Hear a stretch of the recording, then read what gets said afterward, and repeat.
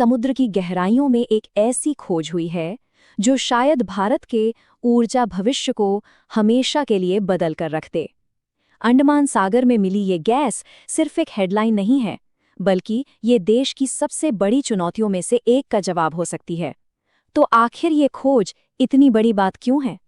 ये शब्द हैं केंद्रीय पेट्रोलियम मंत्री हरदीप सिंह पुरी के, और ये सिर्फ एक बयान नहीं है। इससे भारत की ऊर्जा आत्मनिर्भरता की लड़ाई में एक बड़ी जीत की उम्मीद जगी है। तो इस खोज को इतना खास बनाता क्या है? इसका जवाब इस एक नंबर में छिपा है, 87%।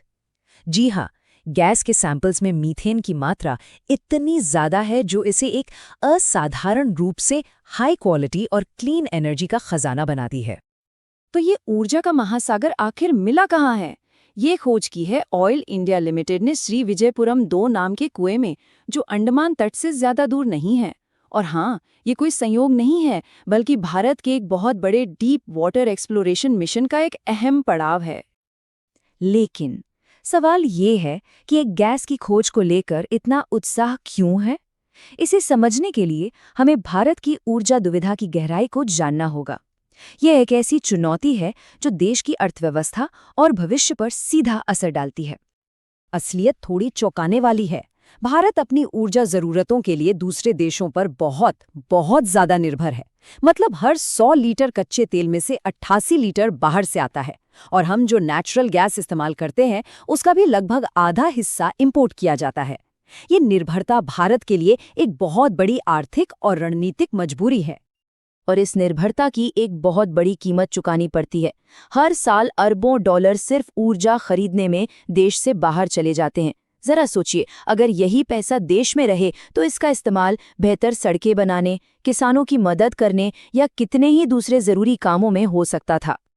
तो इस बड़ी समस्या के बीच सारी उम्मीदें अचानक अंडमान पर क्यों टिक गई हैं?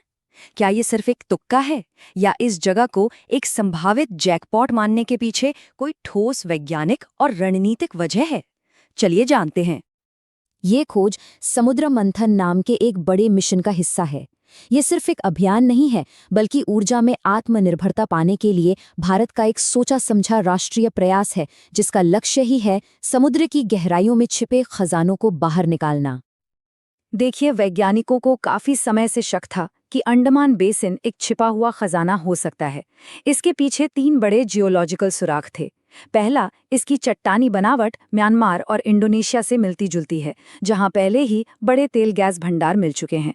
दूसरा, यहाँ की टेक्टोनिक प्लेटें एक नेचुरल ट्रैप की तरह काम करती हैं, मतलब वो गैस को बाहर निकलने से रोक लेती हैं।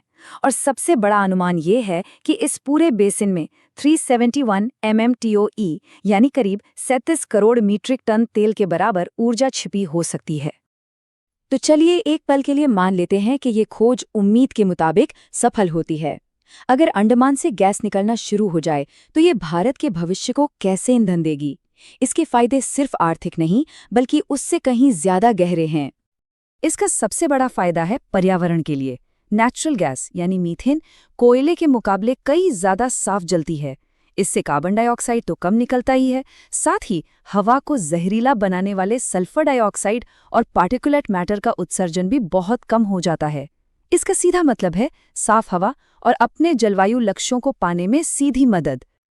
और इसके इस्तेमाल की संभावनाएं तो अनंत हैं। सोचकर देखिए, इसी गैस से हमारे घरों में बिजली आएगी, सड़कों पर गाड़ियां सीएनजी के रूप में चलेंगी, फैक्ट्रियों को कच्चा माल मिलेगा और रसोई में खाना पकाने का ईंधन भी यही होगा।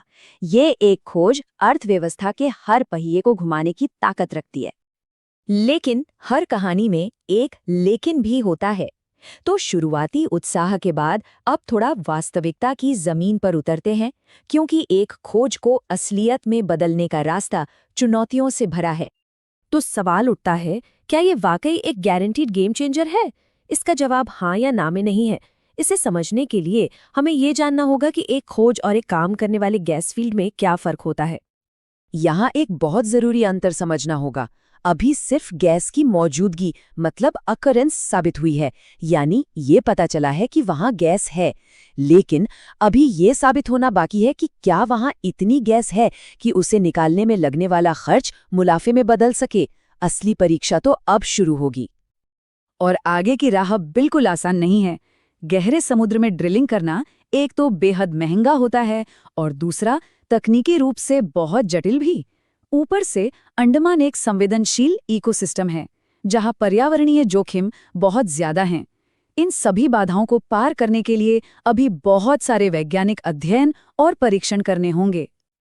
और अंत में ये खोज एक बड़ा सवाल छोड़ जाती है। क्या भारत अपनी ऊर्जा सुरक्षा की खोज को एक स्थायी भविष्य के साथ संतुलित कर सकता है? इस खोज की असली सफलता इसी संतुलन को साधने पर निर्भर करेगी।